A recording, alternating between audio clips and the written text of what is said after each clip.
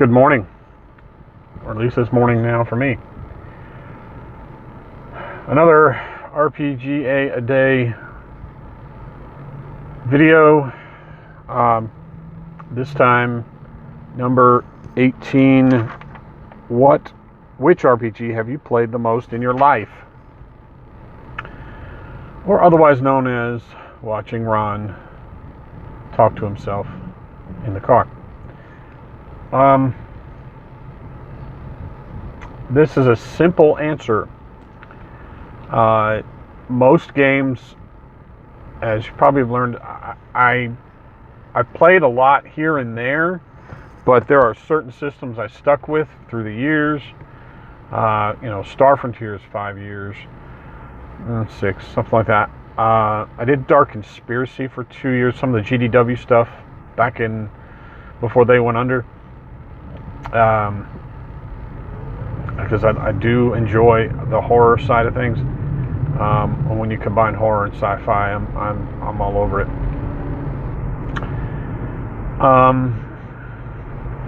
And then Star Wars D6 was at least 6 years, probably more. D20 was 3 or 4. But really, the one system I've played the most, and it's going on 30 years now. I was introduced to it back in probably 1988, 89, late 88 probably.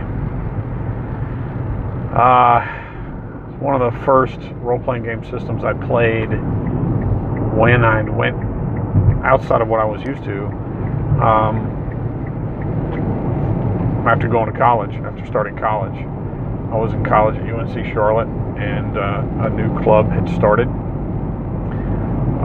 for sci-fi fans and gamers called the UNCC Science Fiction Fantasy Guild, which is still around after 30 years, almost. And that system is Call of Cthulhu. That game is Call of Cthulhu. I've played that a lot. I've run it, mostly run it, because I've played it off and on at conventions and stuff. I really enjoy the feel of fear, the feel of feeling like you're just a regular person, and a grander scheme of things is out there that's just mind-wrenching to a normal human being. Jerry Kaler was my first GM for that, and he freaked me out a lot, and it made a permanent impression on me ever since. It started my long fascination with Lovecraftian horror, ancient aliens and ancient alien horror.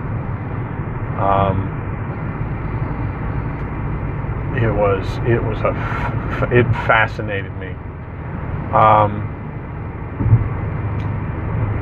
So what I like about it the most, other than just the fear factor, is the system. It has changed since 7th edition,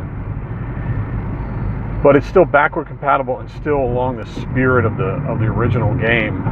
It's just a little more modernized, in my opinion. I love the new system, but it's still in the same spirit. And that spirit is, dying is not the worst thing that can happen to you in Call of Cthulhu. That probably would be the best thing in a lot of cases.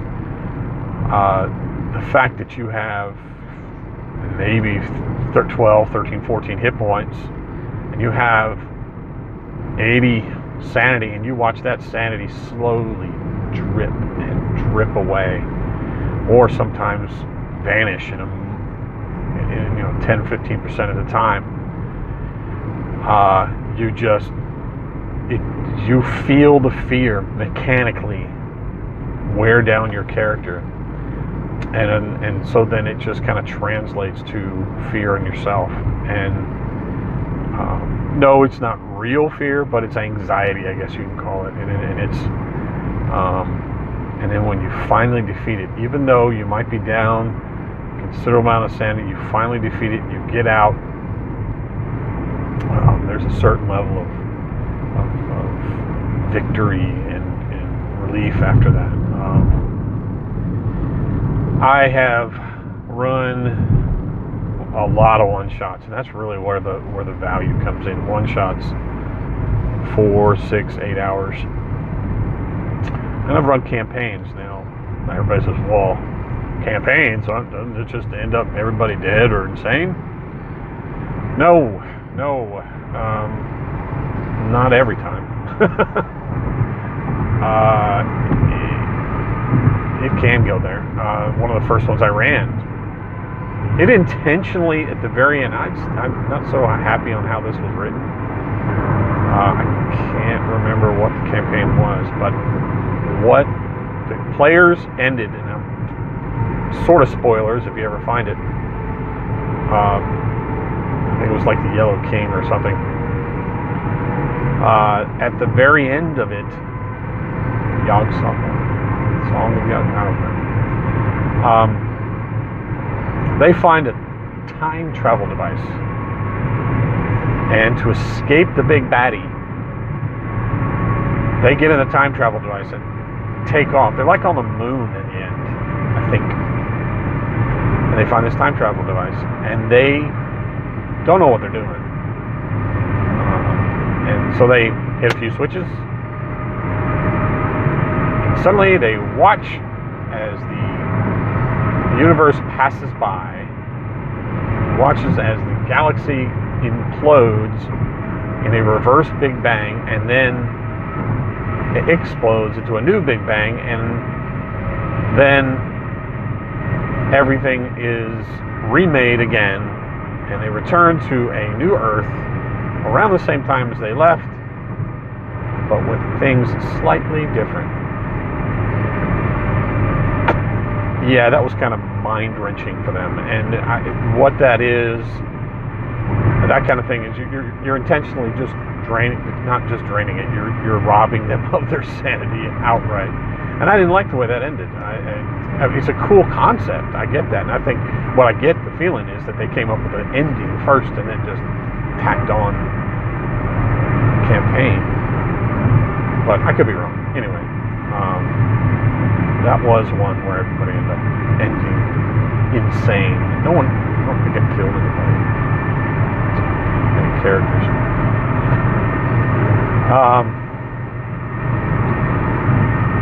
I also have done what's fun, and I recommend you try this with a good friend, because you got to be in sync.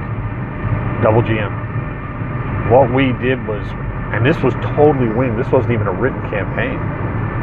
I got into a room with the other GM. We had way too many players. We had like 8, 12, something like that. So I looked at my buddy and I said, "Look, let's do something different. Okay, let's split them up into 2 parties, but they're investigating the same thing from 2 totally different angles. And one group will go upstairs in my bedroom, whatever, and I'll be down here in the living room, and we'll investigate the same thing." It was inspired by a Clive Barker story, and I sat there and described it to him. And I think he was familiar enough with the story, either through a comic or something, that we went with it. And it was a blast. It was so awesome. I did that twice, and both times were totally winged, totally improv. This is back when my mind was sharp and not old. I was in my 20s, so I could pull it off. I probably could do it again today after maybe a couple cups of coffee, but it takes a really good in sync. I did a double GM a couple years back at Mace. It wasn't Call of Cthulhu, but it was somewhat of a challenge. And you have to kind of be in sync. And it's probably because I wasn't. The other GM I just were kind of off. So, outside of that, Call of Cthulhu. It is one of the classics. I highly recommend you check it out if you're into horror. And I don't mean gory, yucky horror. I mean, it's psychological in a lot of ways. And it kind of gets to one of my favorite things, and that's monsters. It presents you with horrific monsters that your character's mind can't entirely wrap around because they're so beyond the understanding of humanity. And that's one of the cases.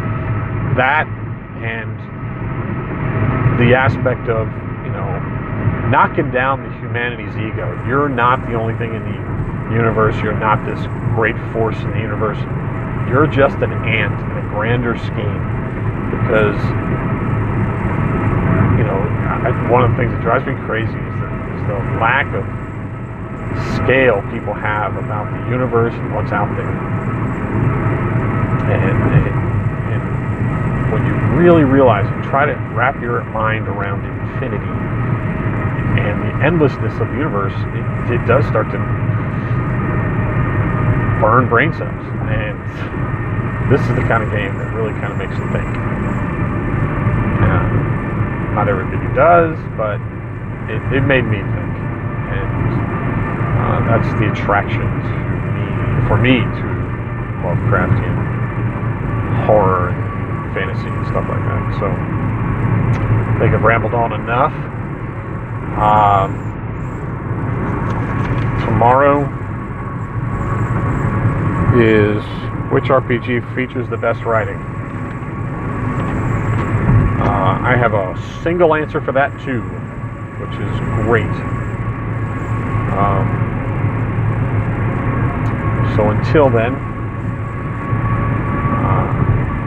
seek the wolf in thyself.